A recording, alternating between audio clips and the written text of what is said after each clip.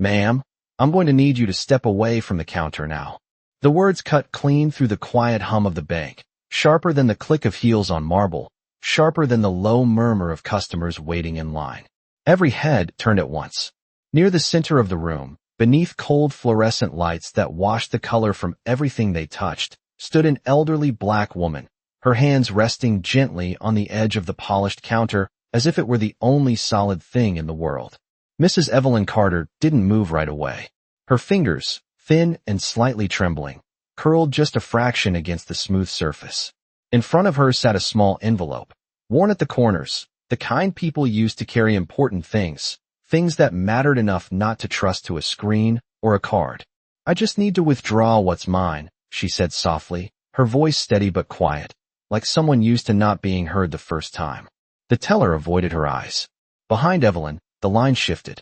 A man in a tailored navy suit checked his watch. A woman whispered something under her breath, not loud enough to repeat, but loud enough to be felt. Then came the sound that changed the air completely, the measured, deliberate steps of two police officers approaching from the glass doors, their presence filling the space before they even spoke. Officer Daniel Hayes walked slightly ahead, his posture straight, his expression fixed in that practiced calm that wasn't calm at all. It was control.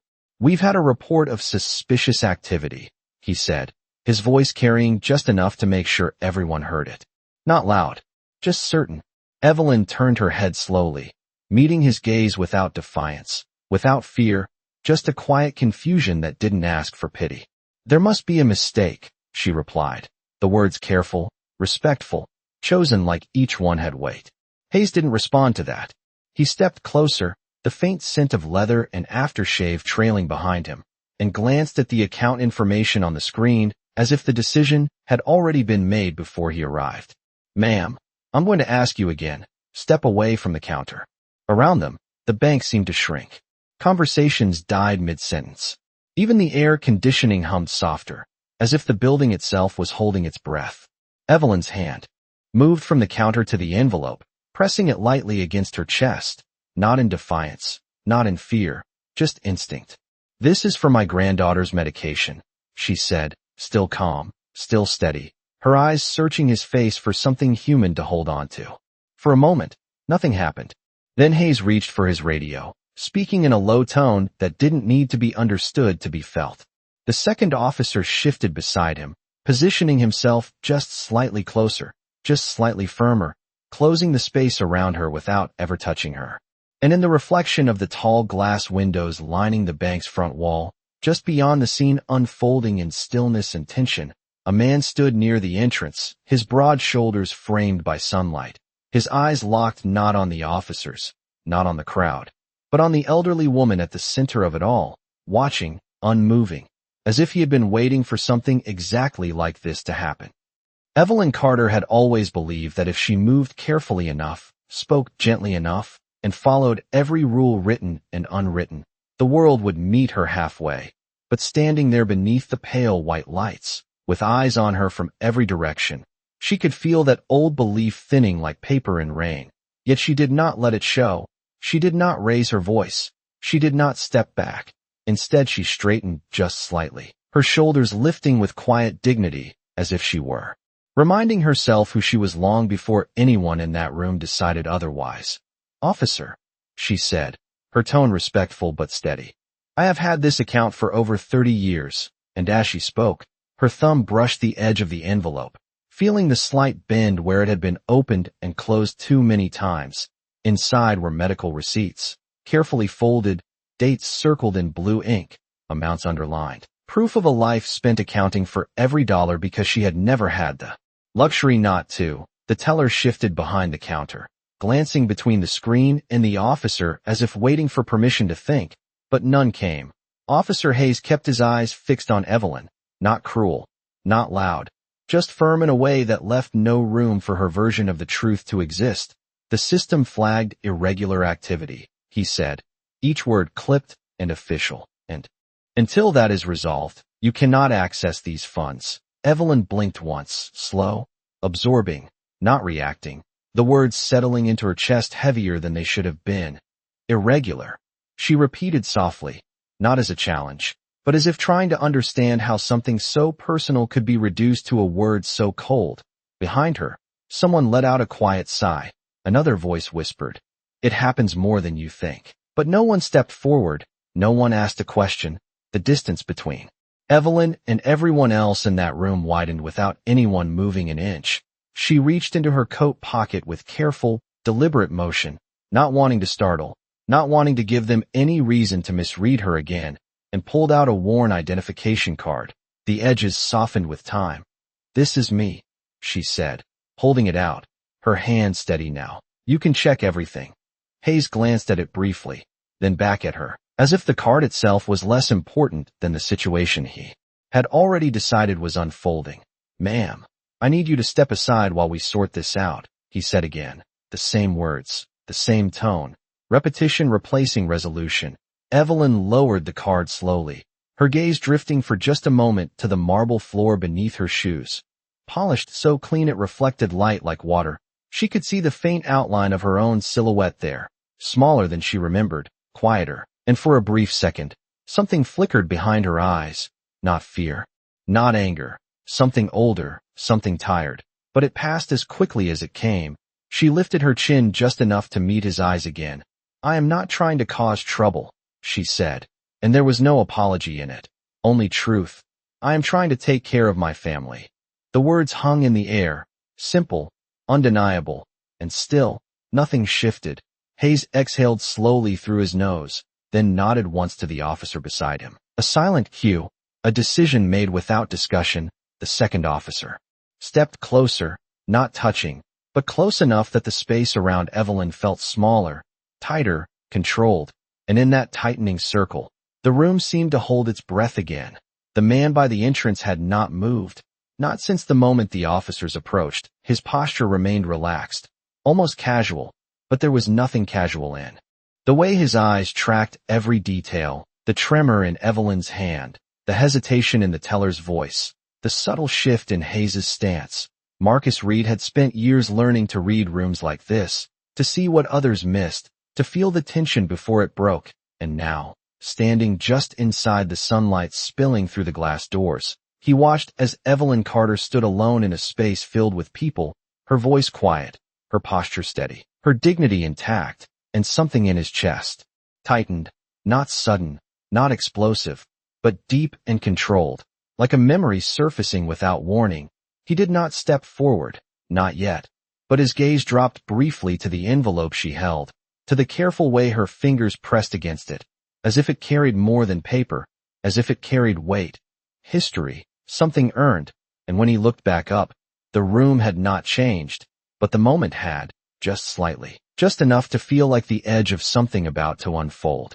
Officer Hayes shifted his weight slightly, a small movement that carried authority without needing force. And in that subtle adjustment the decision became visible to anyone paying attention. He was no longer considering possibilities, he was managing an outcome.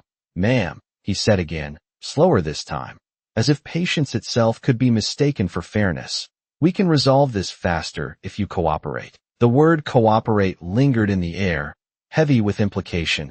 Evelyn Carter heard it, understood it, and still, she did not flinch. She had heard words like that before in places just like this, dressed differently, but meaning the same thing. Comply. Do not question. Accept the version of events being handed to you. Her grip on the envelope loosened just slightly, not from fear, but from a quiet decision forming beneath the surface. She took a small breath, the kind that steadies rather than fills, and said, "I am cooperating." Her voice calm, clear, not louder, just more certain. The teller behind the counter shifted again, fingers hovering above the keyboard, caught between policy and doubt. "Sir," the teller said hesitantly, glancing at Hayes. "Her account shows consistent deposits, Social Security, small transfers. Nothing unusual before today." Hayes did not look at the teller right away. He kept his focus on Evelyn, as if acknowledging that information would complicate something he preferred to keep simple. "And today is what matters," he replied, still controlled, still even. The system flagged it. The word system landed like a shield, impersonal, untouchable, beyond argument. Evelyn's eyes flickered for a moment toward the screen, though she could not see it from where she stood. She imagined numbers there, numbers that told a story without knowing the life behind them. What did it flag? She asked, not confrontational, just precise. Hayes paused, not long, just enough to register that she had asked a question that required more than repetition, a discrepancy in withdrawal patterns. He said finally, the phrasing formal, distant, that is under review. Evelyn nodded slowly, as if acknowledging a fact rather than accepting a judgment. Then review it, she said, simple, direct, her posture unchanged. The room reacted to that, not with sound, but with a shift in energy. A few heads tilted, a few eyes narrowed, not at her, but at the situation itself. Something was not aligning as neatly as it should have, and in that slight fracture, uncertainty began to breathe. The second officer glanced briefly at Hayes, a silent question passing between them, not disagreement, but awareness. Hayes exhaled again, a little sharper this time, then stepped half a pace closer, lowering his voice just enough to signal control without escalation. Ma'am, I am not asking again, he said. Step away from the counter. Evelyn looked at him, really looked this time, not searching, not pleading, just seeing. And in that look there was something steady, something that did not bend even under pressure. She took one small step back, not in surrender, but in compliance with the motion, creating just enough space to show she was not resisting, but not enough to erase herself from the moment. Her envelope remained in her hand, pressed lightly against her chest, as if it anchored her there. The marble floor beneath her reflected the movement, the slight shift of her figure, the stillness of the officers, the distance of the crowd, and through the glass, the man at the entrance remained exactly where he had been. Marcus Reed's gaze had sharpened, not outwardly, but internally, the way it did when something crossed from observation into recognition. He had seen authority used correctly, and he had seen it used as a shortcut, and what stood in front of him now did not feel like patience or procedure. It felt like assumption dressed as protocol. His eyes moved from Hayes to Evelyn again, tracing the details others overlooked, the careful way she spoke, the steadiness of her hands despite the tension, the absence of panic where panic was expected. And then, almost without intention, his focus dropped lower, to her wrist, where the sleeve of her coat had shifted just enough to reveal something small, something worn, a thin bracelet, simple, metallic, catching a sliver of light. It was not expensive, not polished, but it was kept, maintained, carried with care, and as the light hit it, the engraving along its surface flickered into view for the briefest second, not fully readable, not yet, but enough to pull his attention in, enough to stir something quiet and deep that had been waiting beneath the surface. Marcus did not move, not yet, but something inside him had already stepped forward, already crossed the distance that his body had not. The bracelet caught the light again as Evelyn adjusted her sleeve, not intentionally, not to show it, just a natural movement. But this time Marcus saw more than a flicker. He saw the edges of engraved letters, worn smooth in places where time and touch had softened them. He narrowed his eyes slightly, not out of suspicion, but recognition trying to take shape. Something about it pressed against his memory, something distant yet precise, like a name you almost remember but cannot quite say out loud. Across the room, Officer Hayes took another measured step forward, his presence filling the space where Evelyn stood.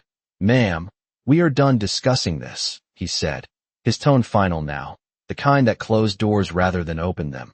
"You need to come with us while this is investigated." The words did not rise, they did not threaten, but they carried weight, the kind that assumed compliance before it was given. Evelyn did not argue. She did not plead. She simply looked at him, then down, briefly at the envelope in her hand, her thumb pressing gently against its surface as if grounding herself in something real, something hers. "If I leave," she said quietly, "then I leave without what I came for." Hayes did not respond to that directly. Instead he glanced toward the teller again, who now stood frozen between duty and doubt, then back to Evelyn. "That is not your decision right now," he replied, the sentence clean, controlled, but stripped of warmth. The room shifted again, not loudly, but perceptibly. A man near the back adjusted his stance. A woman near the counter folded her arms tighter, as if the tension had found its way into their bodies. And still, no one spoke, no one stepped forward. The distance held, Evelyn inhaled slowly, her shoulders rising just slightly before settling again. And then, with careful intention, she moved her hand from the envelope to her wrist, adjusting the thin bracelet there, the metal glinting softly under the lights. This time the engraving turned outward just enough, clear enough, and Marcus saw it, not as fragments, not as suggestion, but as words, simple, direct, carved into the surface with quiet permanence. For Daniel Carter. Always come home. The air in his chest shifted, not sharply, not suddenly, but deeply, like something long buried had been touched without warning. His gaze fixed on the bracelet, then lifted slowly to Evelyn's face, tracing the lines of time there, the quiet strength in her posture, the steadiness in her voice. And in that moment, memory aligned with reality. Daniel Carter, the name settled into place with undeniable weight. A voice from years ago, steady, grounded, carrying through dust and heat and distance.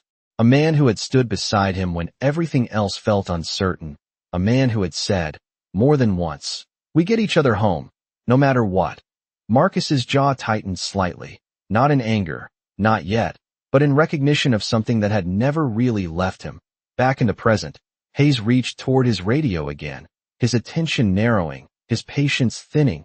"Dispatch. We are going to need," he began, but the words did not finish, not because he stopped, but because something in the room shifted first, subtle but undeniable. Marcus stepped forward, not quickly, not dramatically, just one step, but it carried presence, the kind that did not need to announce itself, the kind that changed the shape of a moment simply by entering it. His shoes moved across the marble floor with quiet precision, each step measured, controlled. And as he moved, a few heads turned, not because they recognized him, but because they felt the change, the shift in balance. He did not look at the officers immediately. His gaze remained on Evelyn, on the bracelet, on the quiet dignity she held in a space that had not offered it back. And when he finally spoke, his voice was low, steady, and unmistakably certain. "Ma'am," he said, just one word, but it carried something deeper than formality. Something closer to respect. Evelyn turned her head toward him, her eyes meeting his for the first time, searching, not fearful, just aware, and in that brief exchange, something unspoken passed between them, recognition not of identity, but of intention. Marcus took one more step closer, the distance closing, the tension tightening, and though his tone remained calm, there was a weight behind it now, something anchored, something that had already made its decision long before he spoke the next words. Marcus stopped just short of the officers, close enough now that the tension between them was no longer distant, no longer abstract, but something present, something shared in the same air. Officer Hayes turned his head slightly, registering the movement, his eyes narrowing just a fraction as he took in Marcus from top to bottom, measuring, assessing, the way men in positions of control often did when something unexpected entered their space. "Sir, this is a police matter," Hayes said, his tone still even, still composed, but edged now with a subtle warning, not aggressive, just territorial. Marcus did not respond immediately. His gaze remained steady, first on Evelyn, then briefly on the bracelet again, as if confirming what he already knew, before finally shifting to Hayes. And when he spoke, his voice did not rise, it did not challenge. It simply settled into the room with a weight that did not need volume to be felt. "I understand," he said, calm, deliberate, "but I think there is something here you are not seeing." Hayes held his gaze for a moment, the silence stretching just long enough to test whether Marcus would continue. When he did not, Hayes exhaled softly and replied, "What I see is a flagged account, and a situation that needs to be handled properly."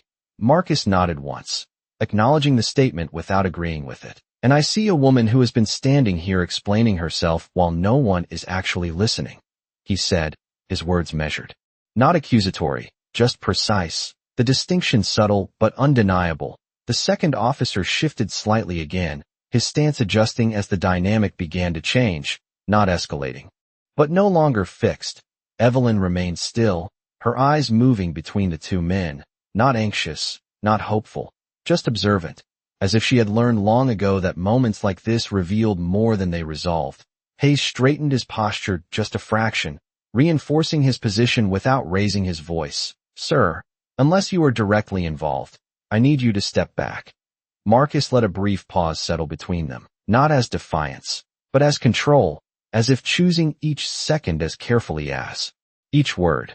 Then he reached into his jacket, slow, deliberate, not rushed, not dramatic, and withdrew a small leather wallet, opening it just enough to reveal the identification inside.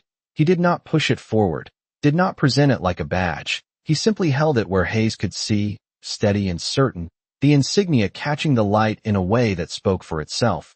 Hayes's eyes dropped to it, just for a moment, but long enough for recognition to register, long enough for something behind his expression to shift, not collapse, not disappear, but adjust, recalibrate. The certainty that had defined his posture moments ago now sharing space with something else, something quieter, something more cautious. Marcus closed the wallet again without comment, returning it to his jacket, his movements as controlled as before. My name is Marcus Reed, he said, not as an introduction, but as a statement of presence. And I served with Daniel Carter. The name entered the space like a key turning. In a lock, subtle, but decisive. Evelyn's breath caught. Not loudly, not dramatically, just enough to be felt in the stillness around her. Her fingers tightened slightly around the envelope, her eyes returning to Marcus with a new kind of focus, something sharper, something searching. Hayes did not respond immediately, the name clearly meaning nothing to him, but the shift in Evelyn's posture did, and that was enough to create a pause. Marcus continued, his voice unchanged, steady, grounded. He saved my life more than once, he said, each word placed carefully, not for effect, but because it mattered, because it was true. The room seemed to lean into that statement, not physically, but perceptibly, the quiet deepening, the tension changing shape, no longer centered on suspicion, but on something else, something human, something difficult to dismiss. Marcus's gaze moved briefly back to the bracelet, then to Evelyn again. And if I am right, he added, softer now, but no less certain, you are his mother. Evelyn did not answer right away, the words settling into her, moving through memory, through years, through loss and pride, and everything in between. Her chin lifted just slightly. Her voice when it came was quiet, but unwavering.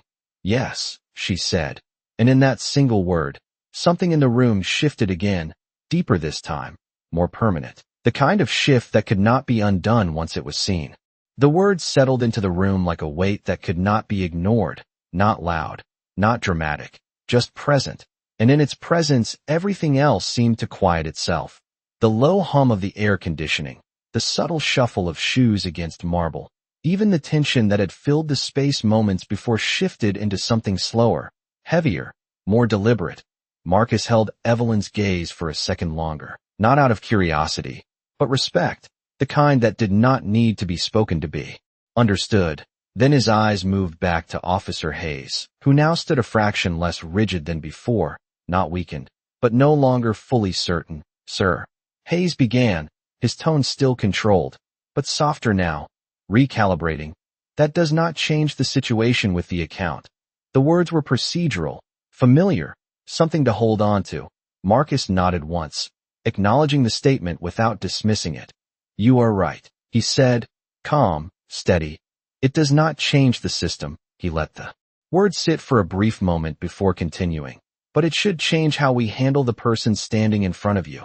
Hayes did not respond immediately, his jaw tightening slightly as he processed the shift in tone, the shift in perspective, around them. The room had grown quieter, not out of fear, but attention. People were no longer just watching, they were listening. The difference subtle, but real. Evelyn stood where she had been, her posture unchanged, her hands still, the envelope resting against her chest. But something in her expression had softened just slightly. Not relief, not yet, but recognition, as if a part of her that had been bracing no longer needed to. Marcus took a small step closer, not toward the officers, but toward Evelyn, closing the space between them just enough to stand beside her rather than apart from her. The shift in position quiet but significant. He was no longer observing. He was present. Mrs. Carter, he said, his voice lower now, more personal. Your son spoke about you. The words were simple, but they carried something deeper, something that reached beyond the room they stood in. Evelyn's eyes flickered, a brief glimmer of something that had nothing to do with banks or officers or systems, something older, something rooted in memory. He did not say much about himself.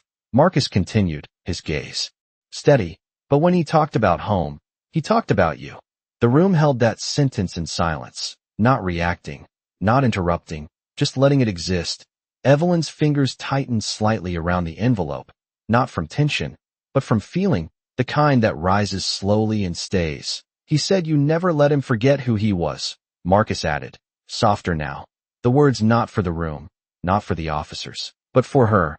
Hayes shifted again, his stance no longer as fixed, his eyes moving briefly between Marcus and Evelyn, as if trying to reconcile two different versions of the same moment, one procedural, one personal. The second officer glanced at Hayes, waiting, not pushing, just aware. The teller behind the counter looked down at the screen again, her fingers finally moving, tentative at first, then more certain, as if the pause had given her permission to think, to check, to look again. Marcus straightened slightly, his attention returning to Hayes, his tone steady, but now anchored in something more than observation. All I am asking, he said, is that you give her the same patience you would give anyone else. There was no accusation in his voice, no challenge, just a clear line drawn between what was happening and what should be happening. Hayes exhaled slowly, the breath longer this time, less controlled, more human.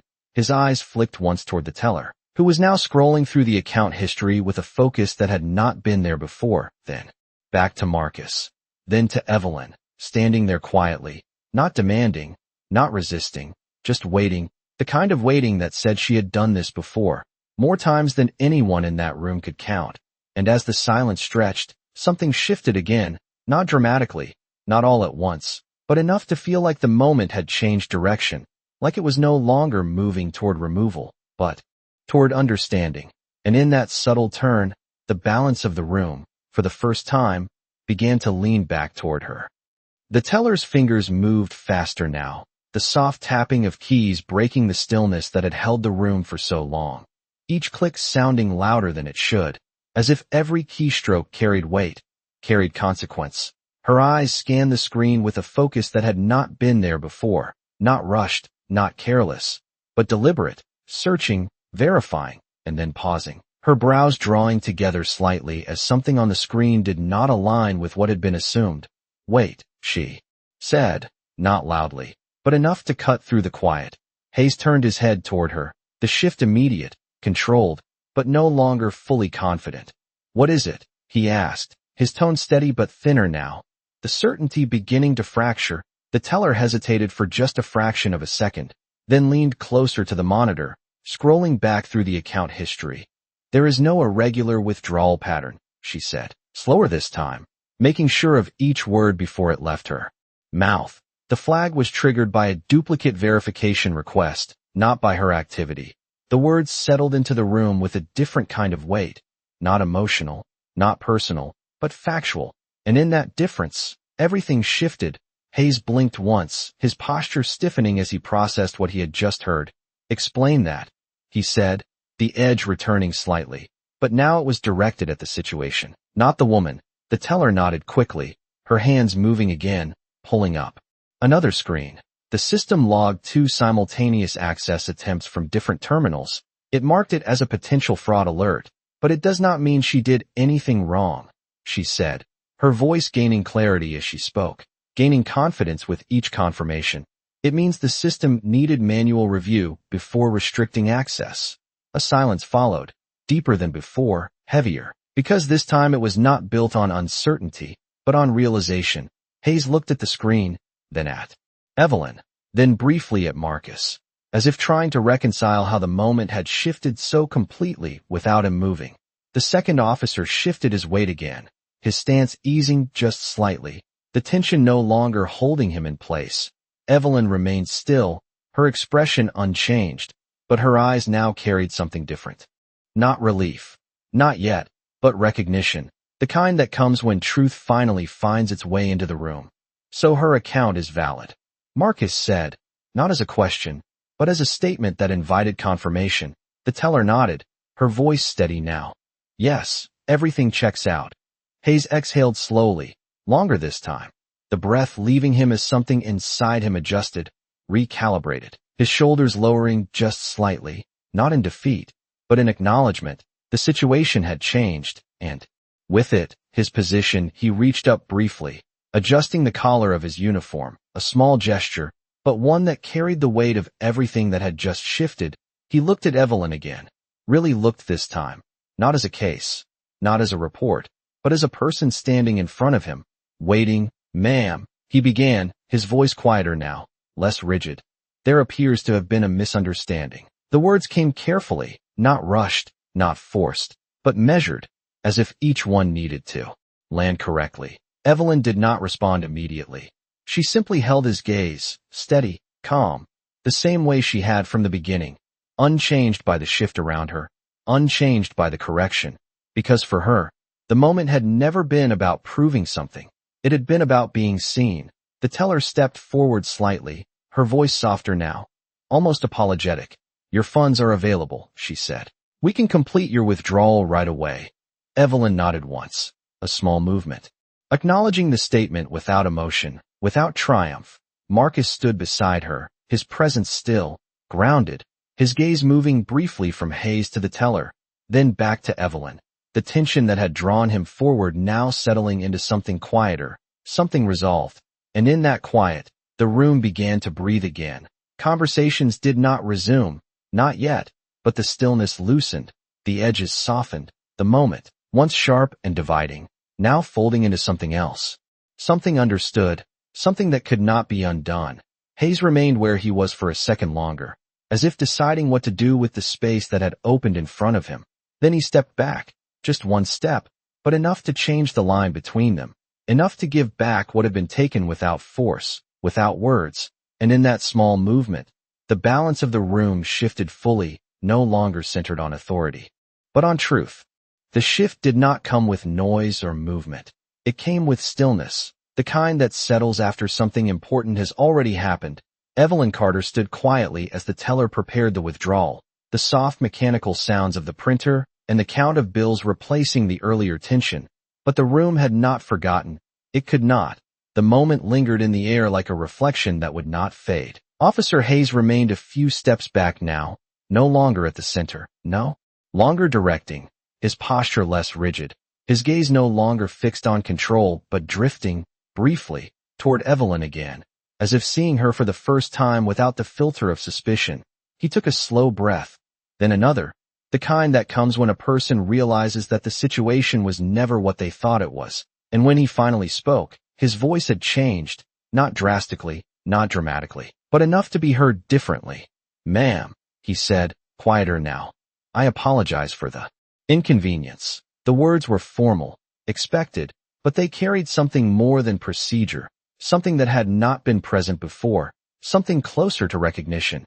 Evelyn turned her head slightly toward him, her expression calm, unchanged, her eyes steady. She did not respond right away, not because she was ignoring him, but because she did not rush moments like this. She had lived too long, seen too much, to treat apologies as something to grab quickly. Instead, she let the silence sit between them for a second, then another, and when she finally spoke, her voice was soft, but it held weight. "Just make sure the next person does not have to stand here like this," she said. Not accusing, not emotional, just clear. The words landed in the space between them with a kind of quiet authority that did not need to raise itself to be understood. Hayes nodded once, slowly, not defensively, not dismissively, but as if the meaning had reached him fully, as if it would stay with him. Beyond this room, beyond this moment. The teller stepped forward then, placing the counted bills gently on the counter along with a printed receipt, her movements careful, respectful, different from before. "Everything is ready," she said, her tone softer now, no longer distant. Evelyn reached out, her hand steady as she gathered the money, folding it neatly into the same worn envelope she had brought with her, the paper bending slightly under the weight, her thumb pressing it closed as if sealing not just the contents, but the moment itself. Marcus remained beside her, his presence unchanged, grounded, not stepping ahead, not stepping back, simply there. His gaze moved once more to the bracelet on her wrist, then back to her face. And in that look there was something unspoken, something that did not need to be said because it was already understood. Evelyn turned slightly toward him, her eyes meeting his again, and for a brief second, the noise of the room faded completely. "You knew my son," she said, not as a question, but as a recognition that had finally settled into place. Marcus nodded once, his expression steady, but there was something deeper behind it now, something that reached beyond words. "He was a good man," he replied, simple, direct, and in those words there was respect, memory, and something that did not fade. With time, Evelyn's fingers moved lightly over the bracelet, tracing the engraving without looking down, as if she already knew every line of it by heart. "He always said he would come home," she said quietly, the words not heavy with sorrow, but filled with something quieter, something stronger, acceptance shaped by love rather than loss. Marcus did not respond right away. He simply stood there, letting the weight of her words exist without trying to change them. Around them, the room began to move again, not fully, not as before, but slowly, cautiously, people shifting back into their own lives, their own thoughts. But the moment remained, carried in glances, in silence, in the way no one spoke too loudly. Hayes turned slightly, stepping back toward the entrance with his partner, not rushed, not abrupt, but changed, the authority still there, but tempered, adjusted. And as he reached the door, he paused for just a second, glancing back once more before stepping out into the daylight, leaving the space quieter than he had found it. Evelyn adjusted her coat, tucking the envelope securely inside, then turned toward the exit, her steps unhurried, her posture the same as it had been from the beginning, steady, dignified, unchanged by everything that had passed. Marcus walked beside her, not guiding, not leading, just present, and as they moved toward the glass doors, the sunlight outside stretched across the floor, catching the edges of their shadows, blending them briefly into one before they stepped forward into the open air. Outside, the air felt different, not because anything had changed in the world, but because something had settled inside it, the kind of quiet that follows a moment that matters. The glass doors closed softly behind them, sealing the bank and everything that had happened inside it into a space that now felt distant. Evelyn Carter paused just beyond the entrance, her hand resting lightly against the strap of her bag, the envelope tucked safely inside. She did not rush forward. She did not look back. She simply stood there for a second, letting the sunlight touch her face. Warm, steady, real. Marcus stopped beside her, not speaking, not interrupting, just present in the same silence. The street carried its usual rhythm, cars passing, distant conversations, the low hum of a city moving forward without pause. And yet, between them, there was stillness, something held, something understood without needing to be named. Evelyn turned her head slightly toward him, her eyes softer now, not from relief, but from recognition that had fully settled into place. "He used to write letters," she said, her voice quiet, almost thoughtful, as if she were speaking more to memory than to the man beside her. Marcus listened without moving, his posture relaxed but attentive. "Always short," she continued. "Never said much about where he was, but he always ended the same way." Her fingers moved lightly over the edge of her coat, as if tracing something invisible. He would say, "Do not worry, I am doing what is right." The words lingered between them, simple, steady, and in them, Marcus could hear the same voice he remembered, the same certainty that had carried through long nights and uncertain ground. He nodded once, slow, respectful. "That sounds like him," he said, his voice low, grounded, not filled with emotion, but shaped by it. Evelyn gave the smallest hint of a smile, not wide, not bright, just present, the kind that comes from remembering something true, something that had never been taken. He believed people should be treated with dignity, she added, her gaze drifting forward, not focused on anything specific, just on the space ahead. No matter who they are. Marcus did not respond right away, because there was nothing to add to that, nothing that needed to be said over it. Instead, he stood there with her, letting the words exist, letting them carry their own weight. A breeze moved lightly through the street, catching the edge of Evelyn's coat, brushing against the thin bracelet on her wrist, the metal glinting briefly in the sunlight, the engraving catching light for just a second before fading again. Marcus noticed it, not with surprise this time, but with quiet understanding. He did not come home, Evelyn said after a moment, her voice steady, not breaking, not falling, just stating what was. Marcus exhaled slowly, his gaze lowering for a brief second before returning forward. No, he said, just that. No explanation, no elaboration, because some truths did not need to be expanded to be understood. Evelyn nodded once, accepting the shared knowledge between them, then adjusted her bag on her shoulder. A small, practical movement, grounding herself back into the present. But you did, she said, turning her head slightly toward him again, her eyes clear, steady. So make it count. The words were not heavy, not demanding. They were simple, direct, and in their simplicity they carried more weight than anything else that had been said.